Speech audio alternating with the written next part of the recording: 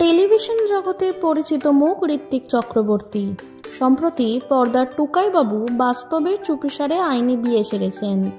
ছোট পর্দার জনপ্রিয় ধারাবাহিক এই পথ যদি না শেষ হয় টুকাইদা চরিত্রে অভিনয় করে দর্শকদের বিপুল মন জয় করেছেন তিনি।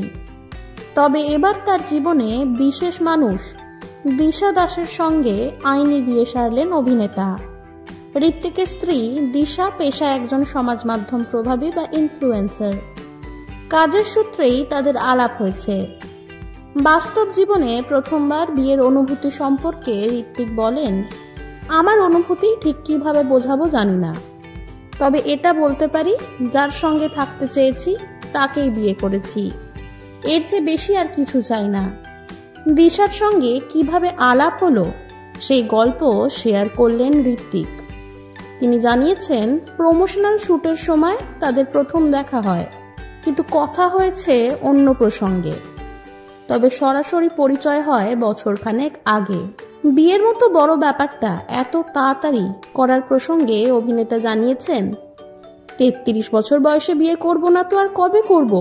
আমি এখন তখন অত ভাবি না।